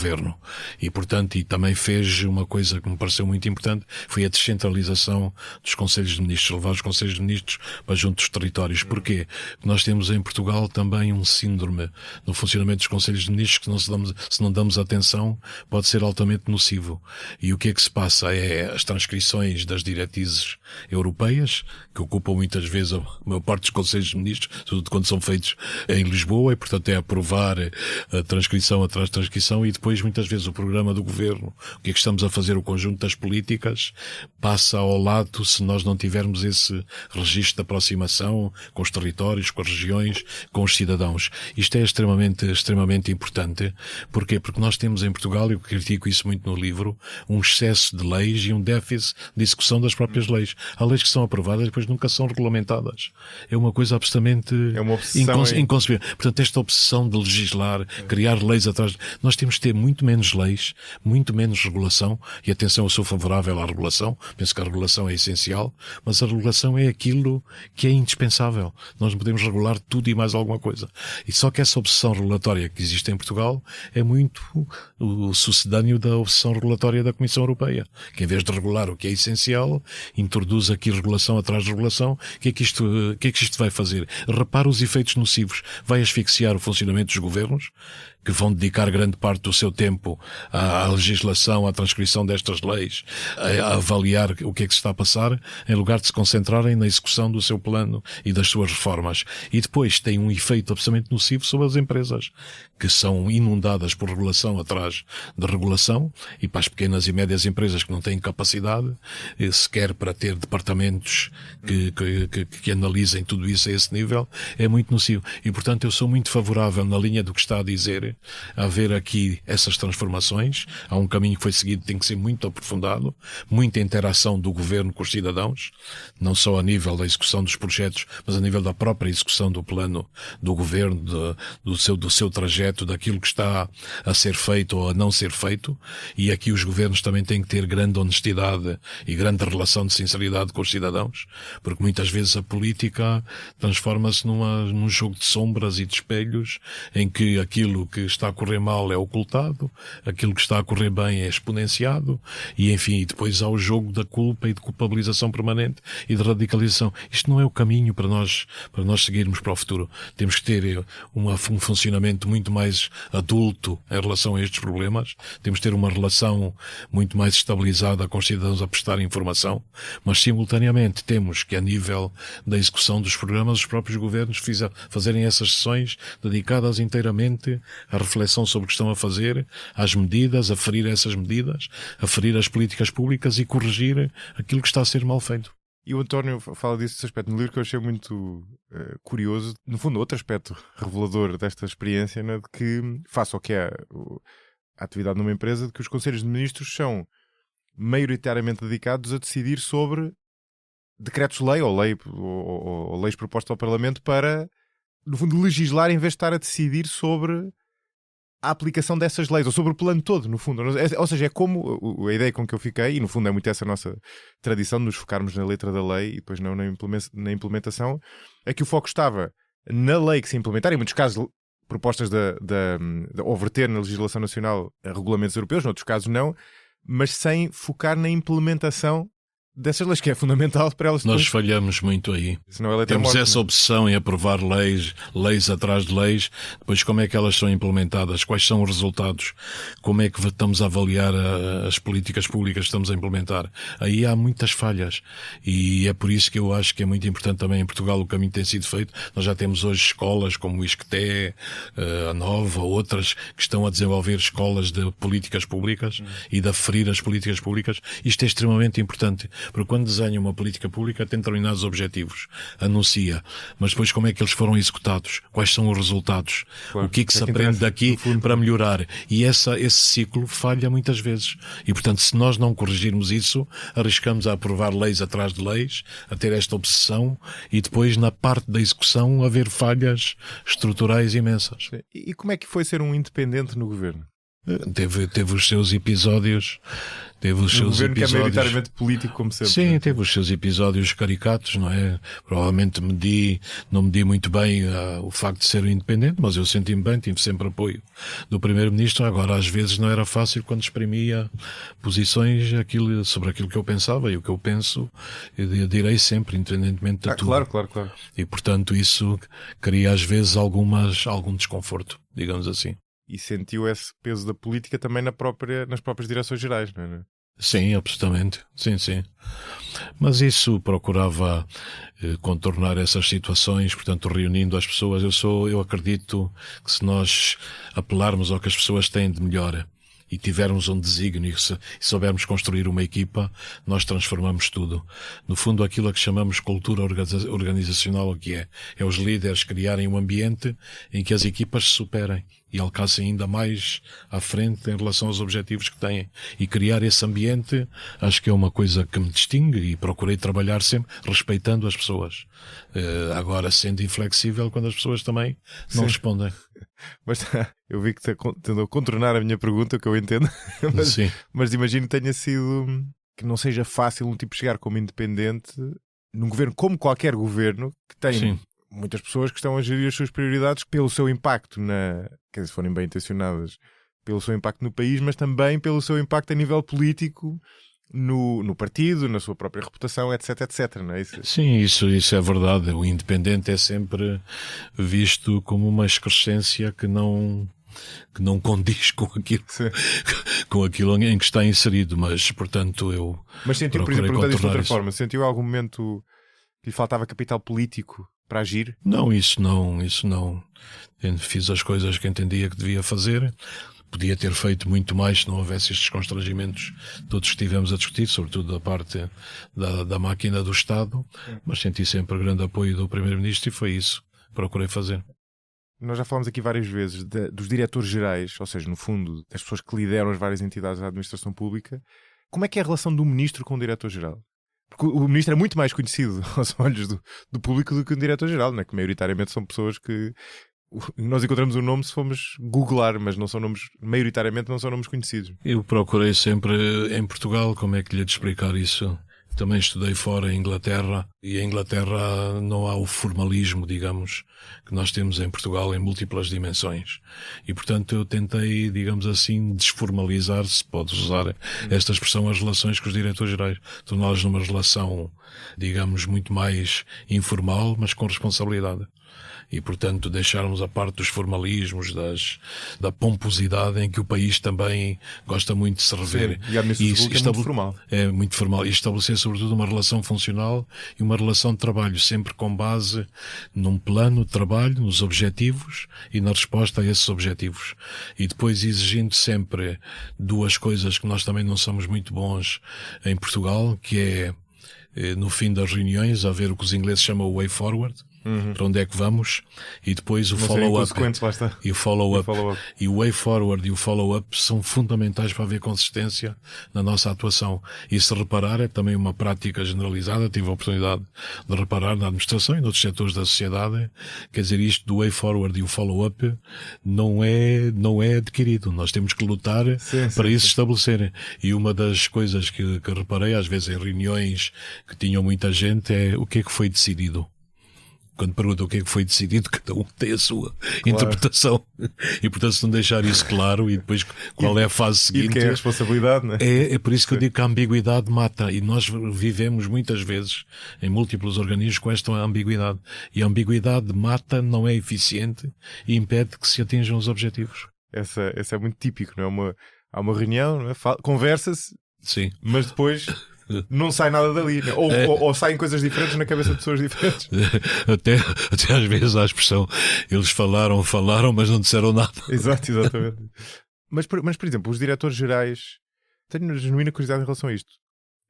Quando o ministro tem reuniões, o diretor-geral está presente também, acompanha, qual é que é a prática? Sim. Na minha prática era acompanhar. Mesmo quando ia fazer visitas às empresas, ter os diretores gerais ou responsáveis dos organismos estão sempre envolvidos. Aí é fundamental. Porquê? Porque quando vai visitar, e eu lidava muito com as empresas, e nós temos empresas extraordinárias, temos outras que também estão a fazer o seu percurso, mas há muitas queixas. E eu aproveitava isso para resolver, já com a presença dos diretores gerais ou dos responsáveis, digamos, o capital de queixas que existia. E depois o que é que eu reparei? Às vezes as queixas, as culpas eram repartidas, não é? Porque as empresas também submetem os seus pedidos não de acordo com aquilo que está formatado nos programas, usam outras coisas, depois o organismo também não responde, mas ali servia para resolver muitas dessas questões. Sim. Agora nós somos especialistas para encontrar problemas em todo lado e complicar tudo. E nós temos que descomplicar. Isso é fundamental. Sim. A todos os níveis. Isso é interessante porque... lá está, o ministro, no seu caso teve 2 anos, não é? Mas o ministro está sempre, ou quase sempre estará naquela pasta há muito menos tempo do que o diretor-geral está naquela entidade, não é? Portanto, ele tem ele ou ela, não é? Tem um conhecimento muito maior obviamente não lhe compete tomar as decisões, definir as prioridades políticas, mas tem um conhecimento da máquina muito maior, não é? Portanto, sim. Eu perguntei-lhe isto porque aqui há uns tempos estava a falar com uma pessoa que é, digamos, para descrever isto de maneira genérica, é CEO de uma empresa num setor que tem muita relação com o Estado. Portanto, tem reuniões frequentes. E ele estava-me a descrever, e eu na altura fiquei bastante perplexo, mas que não é o Ministério da Economia. E ele estava-me a descrever uma reunião em que basicamente só estava o Ministro, até era a Ministra no caso. E era a Ministra que falava, ou seja, a interação era completamente... E ele estava a ter aquela reunião e a pensar, ok, mas isto que ela me está a propor, ou está a dizer que devia ser feito, não é feito assim e com boa razão. E na verdade já foi um tema que eu discuti com o antecessor. E portanto, isso gerava gerava no fundo uma eficácia da governação bastante baixa e uma perplexidade muito grande também de quem estava do outro lado e no fundo sentia que eu acho que também acaba por enfraquecer o Estado, esta questão da rotação dos ministros, não é? E no fundo a pessoa que poderia garantir aquela continuidade, que era o diretor-geral, não estava presente. Sim, essas situações podem ocorrer. O que eu tentei fazer sempre, pelo menos nos primeiros tempos, era fazer o levantamento de tudo o que existia ao nível de cada diretor-geral e de cada organismo. E pedi a cada um deles que fizesse um pequeno paper, onde mencionasse o que é que estava a fazer, qual era o plano, quais eram as dificuldades e aquilo que se tentou fazer Anteriormente não se conseguiu, e porquê? Portanto, listar exatamente para dar um background de tudo aquilo que tinha acontecido. Porque essa informação depois é relevante, porque para nós atuarmos, nós não vamos atuar no vazio ou no vácuo. Há todo um sucedâneo e temos que ter a responsabilidade, enquanto responsáveis em funções públicas, temos que ter a responsabilidade de ver que o Estado é só um. O Estado não é deste ou daquele, o Estado português é um, tem o seu nome, tem a sua atuação. E, portanto, é muito importante ver o que é que antes se fez, fazer esse levantamento, identificar os pontos críticos e depois estabelecer com os diretores gerais uma relação funcional e uma relação de trabalho. E, sobretudo, envolvê-los sempre em que estão em causa as atividades que eles estão a promover, de interação com a sociedade, com os organismos, que seja com quem for. E, portanto, nunca iria sozinho para uma reunião que envolvesse determinada direção-geral, a não ser que houvesse justificações para isso, que sem a presença dele ali para também poder intervir, esclarecer, explicar o que é que se estava a fazer. E porquê? Porque muitas vezes esse aspecto é fundamental para os governantes.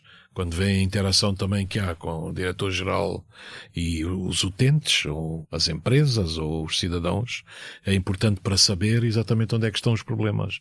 Eu tenho estado a falar de direções gerais, mas eu não conheço suficientemente bem a administração pública para ter a certeza disto. Mas a ideia que eu tenho é que também o primeiro ponto de contacto do ministro é a própria equipa do ministério. Sim. Que, pelo que eu sei, é composta por quadros permanentes e pessoas que estão com aquele ministro, não é? No fundo, sim, que estão sim. naquele governo. Não é? E isso também é importante, não é? Mas é isto, não é? Ou seja, há pessoas, no fundo, no seu tempo no governo, tinha pessoas que estavam na sua equipa e na equipa dos vários secretários de Estado que estavam Sim. lá naquele momento. Não sei qual é exatamente a figura legal dessa contratação, mas quer dizer que são técnicos alocados muitas vezes são chamados de assessores, não é? Do ministro ou do secretário de Estado, e depois há uma equipa permanente do ministério. Sim. Não é?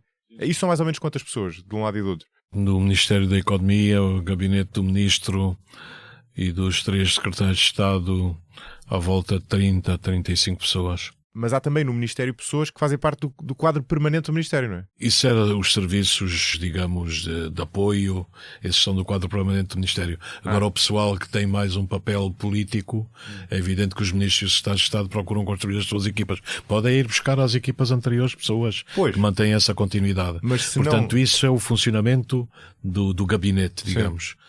Agora, a interação, os organismos mantêm-se como estão e são diferentes. Mas no gabinete significa isto que, a não ser que o ministro tenha essa vontade, as pessoas que estão envolvidas de facto nas políticas, rodam de um governo para o outro completamente. Mas isso rodam, porquê? Porque, repara, o ministro chega, não vai ficar com o chefe de gabinete. Não, o chefe de gabinete não, mas não fazia sentido ficar com parte da equipa. Não, e eu tentei ficar com alguma equipa, mas muitas vezes as pessoas também estão mais ligadas a um ciclo, e tem a sua vida, não é? Sim. Agora, eu acho que ligadas a um partido, eu acho que aí o elemento de continuidade é importante. Haver alguma continuidade e de pessoas que estiveram na equipa anterior e estão nesta. Mas isso é fundamental. Faria sentido, não é? Ter sim, quadros permanentes. Eu procurei fazer isso. Mas não é tradição na nossa governação ter esses quadros permanentes ao nível dos gabinetes. Mas é um elemento que provavelmente dá mais estabilidade. Portanto, é a opção de cada um dos ministros fazer isso. Eu tentei fazer e reter algumas das pessoas que me pareciam fulcrais para assegurar essa continuidade, mas nem sempre isso acontece. Deve ser político aquilo que está ligado à tomada de decisão, não é? Porque reflete a vontade dos eleitores. Não é? Exato. Quando não está diretamente ligado à tomada de decisão, e muitas dessas pessoas que fazem parte do gabinete do ministro não estão a decidir, não é? Estão a desenhar políticas. O mais importante devia ser a competência técnica dessas pessoas. Sem dúvida. Mais do isso que é absolutamente vital. Há um aspecto que nós fomos falando aqui ao longo desta conversa, que é esta dificuldade de implementar políticas, seja pelas imposições do ciclo político, seja pela dificuldade de lidar com a administração pública. E há uma coisa que eu já pensei várias vezes, não sei o que é que achas sobre isto, mas olhando para trás, bem, eu deteto duas coisas olhando para trás. Por um lado, deteto que muitos políticos bem-sucedidos, na minha opinião é o caso do antigo primeiro-ministro António Costa, eu presumo que não partilho desta opinião, eram pessoas que tinham uma certa aversão a decidir, ou seja, não faziam grandes reformas e eram sobretudo boas a dar estabilidade e a gerir a política do dia-a-dia. E depois temos algumas pessoas que muitas vezes são muito elogiadas, não se calhar no momento, mas retrospectivamente, que tinham um grande voluntarismo e quase uma vontade de decidir contra tudo e contra todos. Até às vezes com uma certa imprudência. Olhando para a política atual, é claramente a persona do Pedro Nuno Santos. Era muito a persona do Sócrates. Sim. E o Sócrates no primeiro mandato, depois do segundo mandato foi, enfim, bastante diferente, mas no primeiro mandato foi até um primeiro-ministro bastante reformista. Mas para o conseguirem fazer, e é esse o meu ponto, tem de ser de certa forma meio autoritários. Ou seja, isto é perverso porque alguém para conseguir decidir tem que ser uma certa figura autoritária, que é claramente um lado do Pedro Nuno Santos, era obviamente um lado do Sócrates. E indo mais para trás, nem falo sequer de Salazar, mas era muito, por exemplo, a figura do Marquês de Pombal era muito isso, não é? É isso, tipo, autoritário, aquela história do déspota esclarecido, que iluminado e que foi contra tudo e contra todos decidir, não é? Porque muitas vezes parece que são os dois planos em que é possível estar em Portugal, ou numa certa inércia, ou para conseguir decidir é preciso ser autoritário, porque é preciso... É a única maneira, não é? De terraplanar tudo o que está à frente. Sim, absolutamente. Mas que é um bocado ingrato. Eu penso que esses exemplos que dá são exemplos felizes, porque realmente o Pedro Nuno Santos, e conheci porque foi meu colega do governo, é um fazedor, quer fazer coisas. Sim. E parece-me sinceramente comprometido com o país, com o bem do país e quer resolver. Aliás, a cena do aeroporto é uma cena que vai ficar na história da democracia portuguesa, não é? Porque nós andávamos há 50 anos a decidir sobre o aeroporto e, portanto, nós arriscamos a ser o país da não decisão. E depois, quando ele decide, ocorreram todos aqueles episódios, enfim, que um dia saberemos a história na sua totalidade. Mas ele é um fazedor. Agora, os políticos hoje, para também terem êxito, eu uso muito aquela taxonomia que foi estabelecida pelo filósofo inglês, que é o Isaiah Berlin. O Isaiah Berlin utilizou um verso extraordinário do poeta grego Arquíloco, que é: a raposa sabe muitas pequenas coisas, o ouriço sabe uma única grande coisa. E quando olha para o mundo de hoje, é evidente que tem muitas raposas, sabem muitas pequenas coisas, mas depois não há uma visão estratégica e uma transformação. E nós temos que saber aqui combinar a raposa com o ouriço, porque é importante as pequenas coisas e o taticismo, digamos assim, mas também é importante uma visão. E afirmarmos essa visão, se for a nossa e se for sufragada nas urnas, afirmarmos contra tudo e contra todos. E é evidente, um político como Pedro Nuno Santos tem essa teimosia e, portanto, de levar à frente, de decidir, seja contra quem for, de levar, desde que ele seja sustentado democraticamente, pode ser importante, vezes... porque senão as raposas perdem-se muitas vezes das pequenas coisas. Eu não quero particularizar no caso dele só porque é o mais recente, mas muitas vezes isto implica tomar decisões, lá está, que são autoritárias também porque muitas vezes não são colegiais, não reúnem os dados todos, mas parece-me às vezes estamos um pouco fadados a isso. Quer dizer, para não estar na inércia é preciso surgir alguém que leve tudo à frente. E muitas vezes decidem no sentido certo, outras no sentido errado. Mas isso é o dilema das democracias, que é uma coisa quase triangular, porque tem a parte do pronunciamento popular, não é? Das eleições. Depois tem a parte da governação, onde a decisão é fulcral, e depois tem o terceiro vértice, que muitas vezes esquecemos, que é servir e resolver os problemas das pessoas, servir as pessoas. E, portanto, se não houver decisão aqui nesta esfera, se nos perdermos muito, tipo raposas com as pequenas coisas, nós não vamos decidir, ou decidimos pouco, ou não decidimos de acordo, e todo o sistema fica inquinado. Eu acho que isso é um grande drama. Nós arriscamos hoje a ter governos que, paralisados pela pressão mediática, pela azáfama do cotidiano, por serem absorvidos pelas pequenas minudências, falha exatamente a questão geral, a visão para desenvolver um projeto transformador. E depois o terceiro vértice vai ressentir, e é por isso que temos os extremos a crescer no nosso espectro político. António, uma última pergunta. Nós falámos do PRR, e o António teve, como já falámos aqui, muito envolvido no PRR.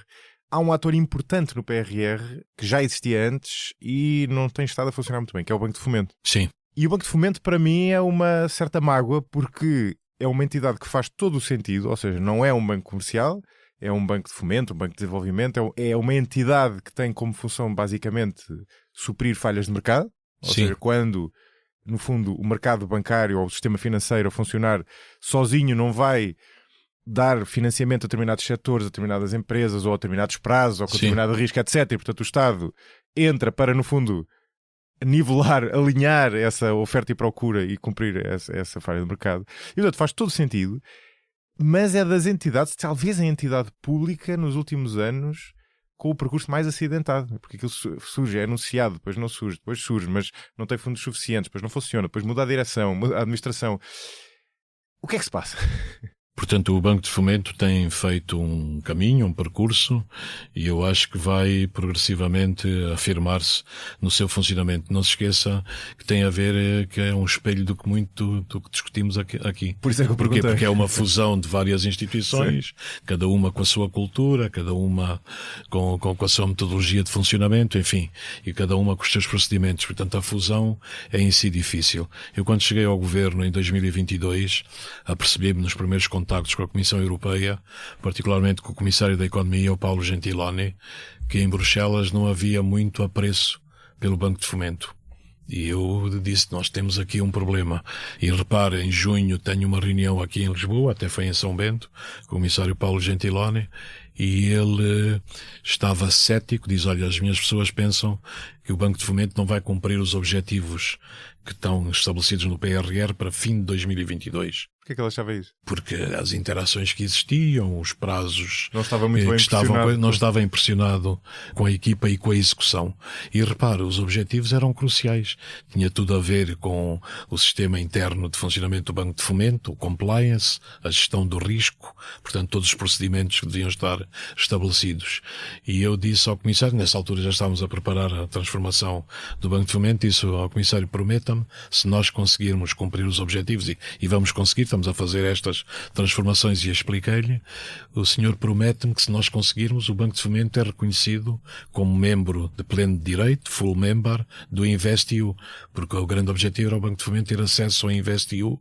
Havia uma linha que podia ser negociada de 3,6 mil milhões de euros para ajudar os investimentos das empresas portuguesas, o que depois foi conseguido. Portanto, essa transformação foi feita em 2022. Nós asseguramos a execução de todas as metas no fim desse ano, que estavam no PRR, portanto o Banco de Fomento adquiriu face a Bruxelas uma outra face, e logo em 2023 no início começou a ser negociada essa linha com o InvestEU.